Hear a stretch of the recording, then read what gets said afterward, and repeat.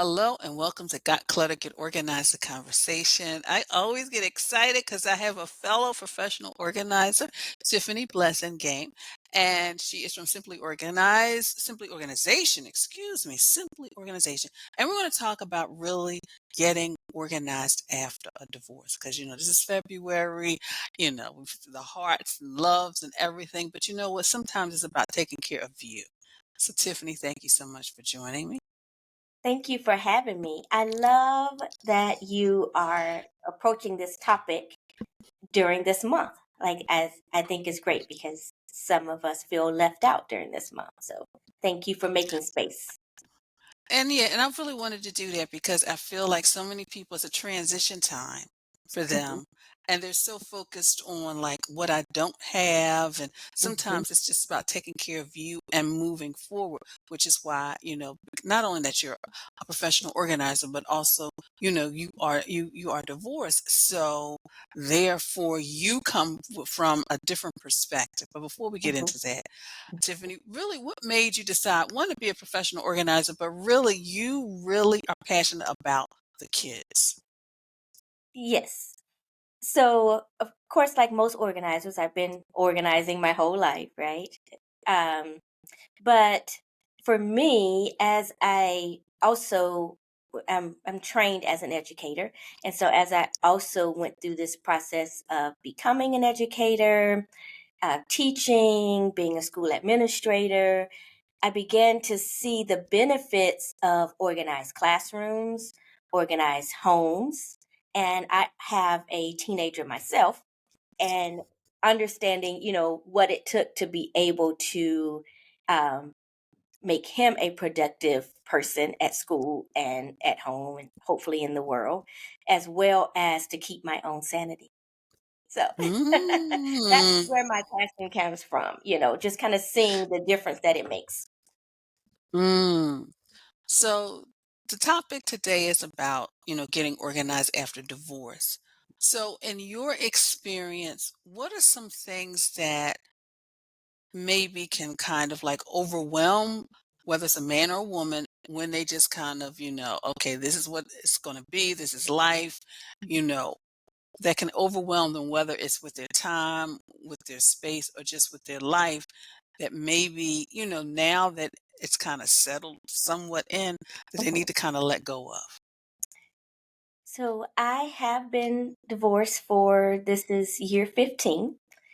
And I've been leading a divorce recovery support group for about 8 years now. And one of the biggest things that I see is one, the emotions are overwhelm a lot of things. And divorce is often like a death of itself. So when you think about how you grieve a loss of a loved one, you are also grieving the loss of a dream, many kinds of losses, just to put it um, frankly. But the biggest thing that I see for those who are newly separated or and divorced, or kind of coming out of what's happening with them emotionally, is a lot of brain fog, mental fog, brain fog. Your emotional energy takes up everything, so you don't have much physical energy or mental energy to tend to things. And my biggest advice when I'm working with those who are divorced is to do the next best thing, right? What is the next best thing you can do? You may have been an extremely organized person before, and now you can't get things together, or you may not have ever really been organized before, and so it's really all over the place. But what's the next best thing you can do? The next best thing is maybe in the morning, just fix the cup of coffee, and then we'll figure out the next step. The next best thing when you are tired at night and just got the kids finally to sleep, and you really want to, you're in school, you want to kind of work on your homework, you want to kind of get ready for work tomorrow, whatever it is you have all these big ideas to do. What's just the next best thing? Okay, the next best thing is for me to pick up school folder, sign the permission slips that I was supposed to sign and put that up. Okay, now do I have enough energy to do the next best thing and then the next best thing? And then once I don't have enough energy to do the next best thing, it's time to pause. So, Hmm. what is the next best thing is the question that I ask clients to ask themselves. Wow. So when you were saying the next best thing, also, and this is just from, talking to people and also friends as well. Is there anything that people need to let go of? And when I say let go of, is it, should they clean out a closet? Should they clear off a space on the dresser or in the bathroom? Should they do those things as part of healing, or is that something that they should just wait and do?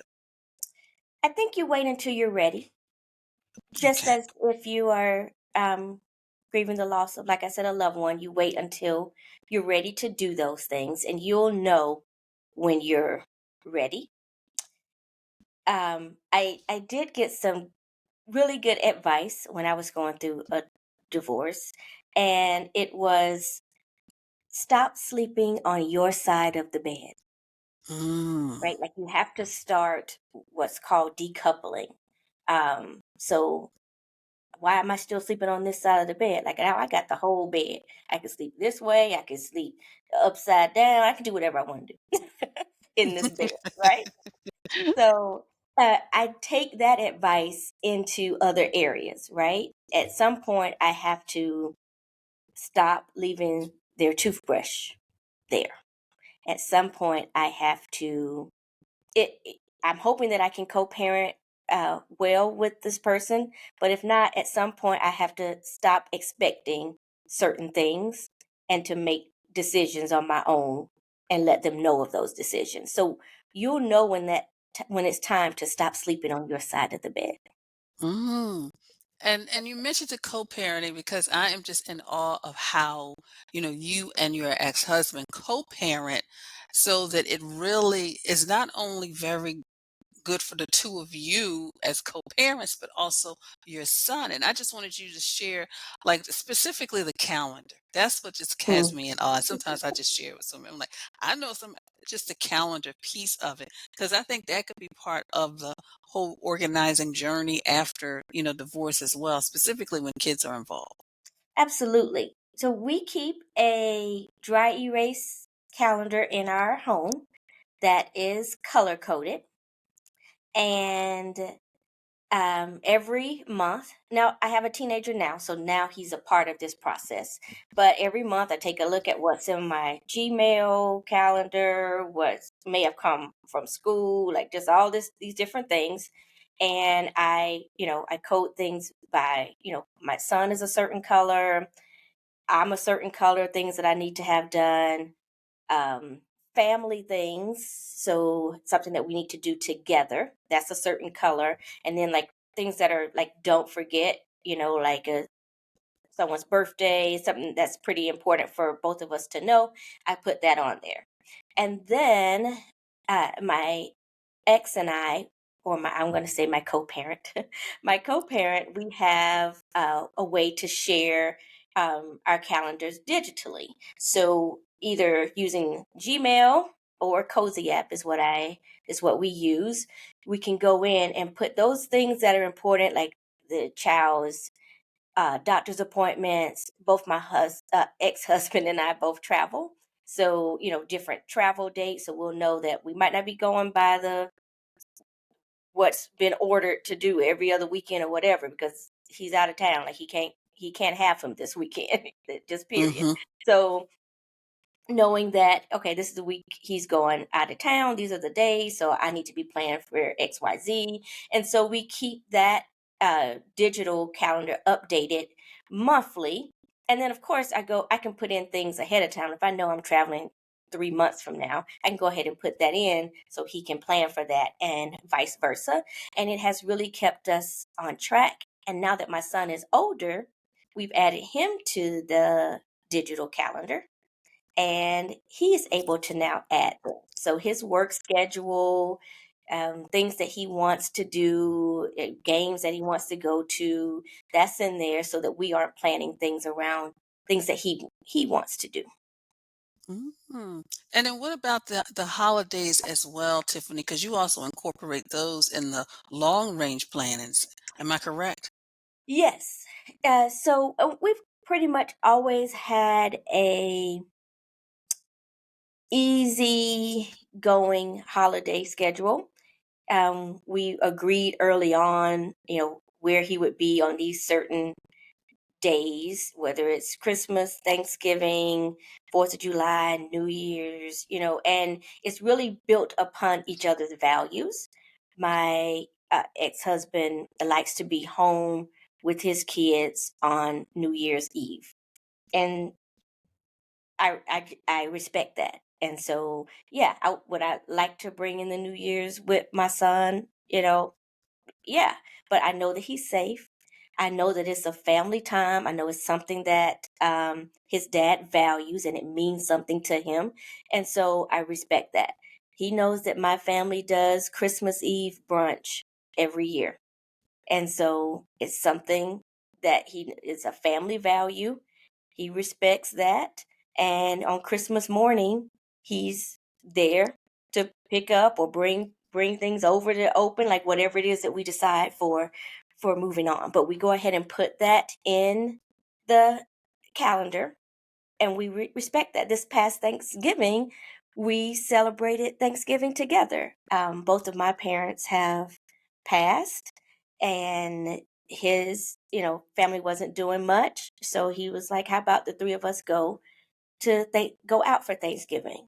We just are kind and respectful to each other. We might not agree on everything, but we do agree on making sure that our child sees a family unit and what that looks like, even if it looks different than other people's.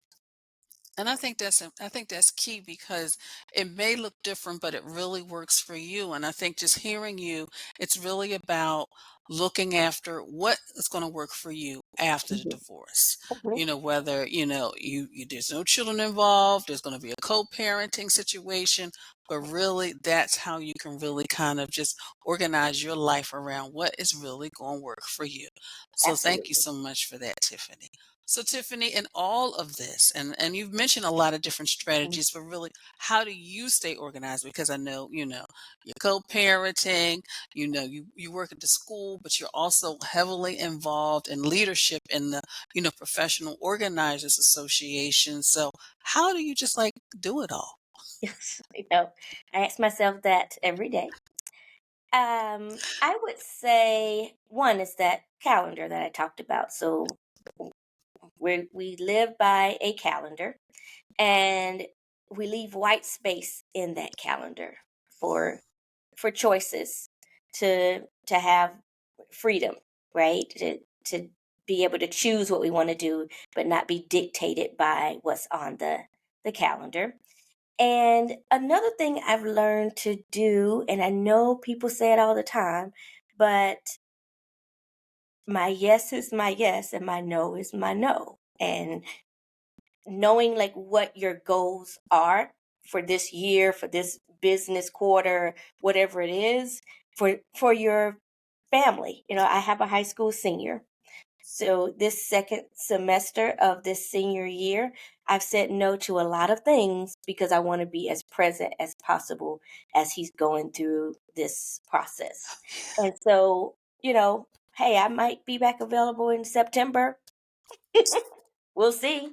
But right now, my no is a no. And that's really kind of what I go on, is allowing me to only say yes to things that fit my goals and that are things that are within my strengths, right? I have never played basketball. So I will not be volunteering to be anybody's basketball coach. Like I'm just gonna say no to things. I'm sure the school needs that. It won't be me. Right? Mm-hmm. So if Mm-hmm. you are not a room parent type, say no to that and think about what your strengths are that you can offer to the teacher, to the school to be involved. But only say yes to things that are within your strengths. And if you don't know your strengths, there's plenty of assessments out there to figure it out, or find you a coach to kind of help you with that. But yeah. And I'm glad you said that because you're right. A lot of times we say yes when we really mean no. Hmm. And like you, I've gotten to the place now. I still like to volunteer, but now I look at, okay, how much time is this really going to take?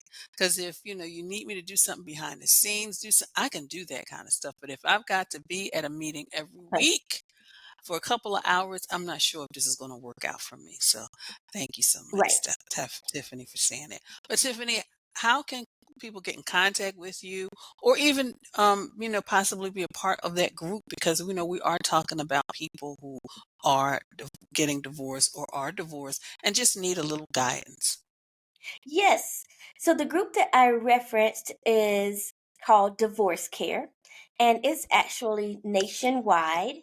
I lead the divorce care here in Gwinnett County, where I live in Georgia. But there you can go on divorcecare.org and search it for by zip code or in your city. Some of the groups are also virtual, so you will be able to see that and decide if you want to go in person. It's a 12-week session. It's usually like $20 is the most that you pay, and that's just for the workbook. So divorcecare.org is great to helping you to go through understanding your emotions and your feelings, the practical things like budgeting and financing, legal considerations, all of that. And then also co parenting, dealing with your ex spouse, dealing with in laws and friends and relationships, all of that good stuff. So that's on divorcecare.org. And you can follow me on Facebook and Instagram at TW Blass, Blass. And both of those are my business pages for Simple Organization. And you can look me up on LinkedIn as Tiffany Williams Blassingame, where I share a lot of tips as it relates to executive functioning for students and for parents and educators. And of course, those of you either watching or listening know I will have all of Tiffany's links on the show page so you can connect with her directly. Tiffany, thank you so much. It's always a pleasure to just reconnect with you and just talk with you about organizing our lives. Thank you, Janet. Thanks for having me.